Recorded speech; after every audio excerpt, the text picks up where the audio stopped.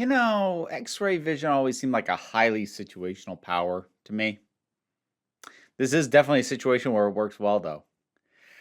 Peacemaker, episode 5. Yes, I am managing so far to keep up with episode by episode reviews. Aren't that many episodes left, but hey, it's progress, right?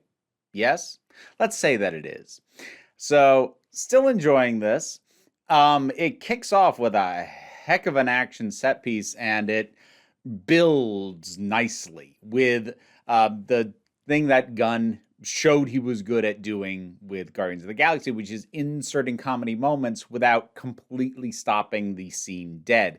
So bits like when Peacemaker gets his bomb, which is not a grenade, but a grenade strapped to a tank munition. And just taking a second to point out how absurd that is right before he does it. But also, like, what I appreciate about this thing's portrayal of Peacemaker himself, especially, is yeah, he's kind of an idiot, but it does let you in on his thought process, so you at least understand how he got there.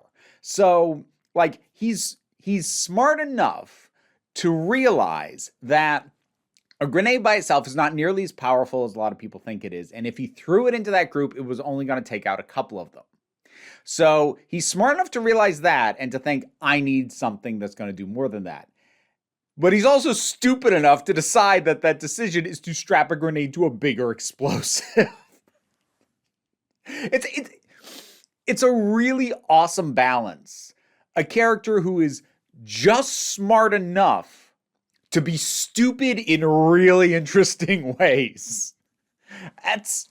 I feel like that's honestly kind of James Gunn's whole approach, because there's a lot of that in Guardians of the Galaxy as well, especially with characters like Quill, and to certain extents the other characters in that as well. But it is a tricky characterization to nail. James Gunn's very good at it.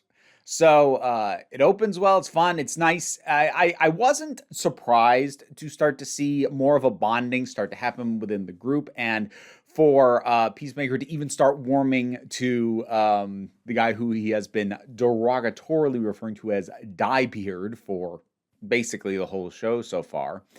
And while that didn't surprise me to see that happen, I'm appreciating that it feels more organic and earned than I think I've often come to expect from these things. Now, granted, something like finding out, oh, he likes this band that Peacemaker also likes, that's a little contrived. But honestly, the harder hook in is that he goes in there with a chainsaw and rescues them, which isn't completely out of place because we've seen he's willing to get out of the van because he did it before to stop Judo Master. So it's all consistent, and is a good way to start to build that rapport and build that trust. So digging that. The stuff that's going on with the cops investigating Peacemaker, but who had arrested his dad, that's going in interesting places too. And it is sort of zeroing in on the detective. Both of them, but like primarily the detective who went and confronted the captain. And I like that she's very, okay, look, I know the guy that we put away is a terrible, terrible person, but he didn't do what we put him in jail for. And I appreciate that. Not just that that's her stance, but that she acknowledges this is going to suck to let him go. Because an easier thing to slip into is the bit more cliched, just absolutely rigid moral code cop. The incorruptible cop who would say, we can't do this just because it's wrong, and like stands on that pillar, sometimes in the worst occasions being kind of insufferable for it. But you can see that this tears her up. The idea of saying they need to release somebody like the White Dragon, she hates having to say that. And I like that that's in there. So there's a bit more nuance than we usually get in this kind of good cop realizes the system is corrupt and is going to convict an innocent person kind of scenario. I mean, it's already slightly flipped on its head by having the innocent person being railroaded into this thing be an absolutely atrocious human being. And now it's further adding more nuance than, again, these kinds of stories. It's more nuanced than these kind of stories get, even when it's the main point of something. And it's way more nuanced than I was expecting for a subplot. So, yeah, that's nicely done. Well handled.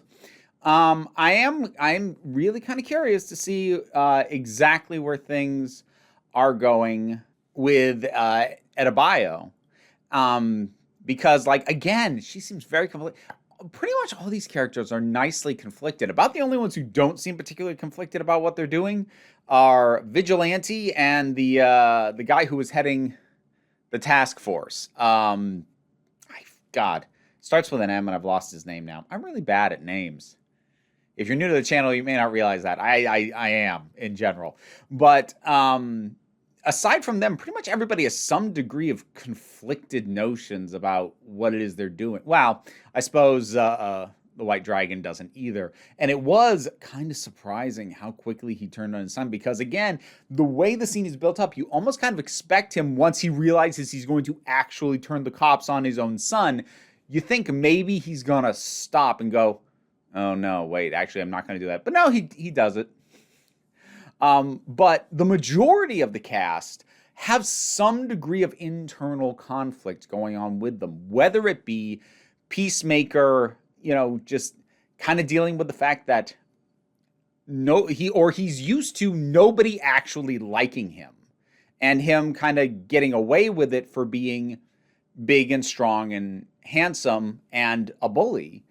But the fact that still kind of eats away at him, this idea that nobody likes him, and seeing that conflict there, and seeing Adebayo conflicted about whatever the heck it is she's actually trying to accomplish, and just seeing the internal conflict with the cops, it's good. It's just good to see.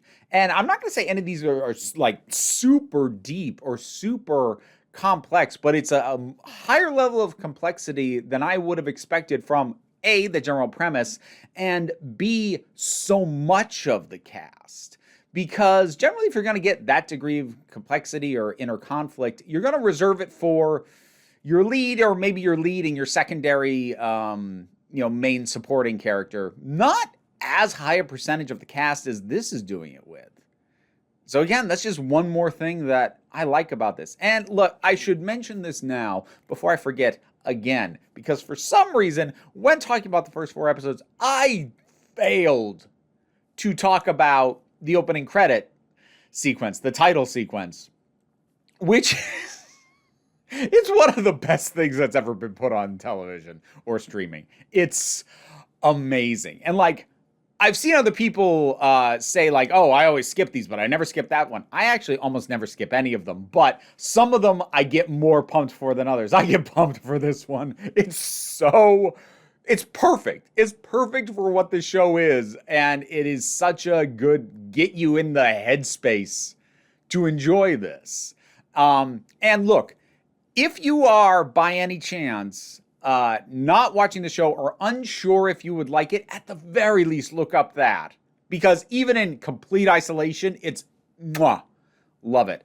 Last thing I'm going to do is I'm going to put forth a little bit of a prediction.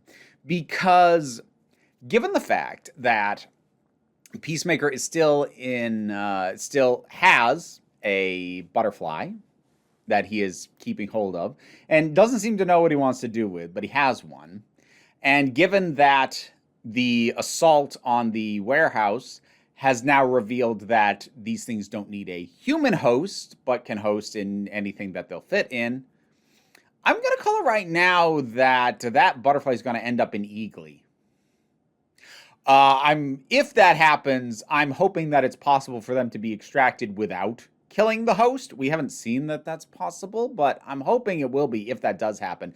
But, having established, oh, these things can take over animals, and having such a prominent animal fixture of the show, Yeah, I feel safe calling that. Could be wrong. James Gunn is not the most predictable creator in the world, so I may very well be wrong. But we'll find out. Not that many more episodes to go. Peacemaker, episode 5. What'd you think about it? Drop something down in the comments. Let's talk about it. Got a Patreon. That's how I pay the bills. Like, share, subscribe. Help me out as well, though. And there's links to other things down below, too, if you want to check out any of the other stuff that I do around the net. But don't worry too much about it. Take a relaxed attitude around here so you can just come on back next time you need a break.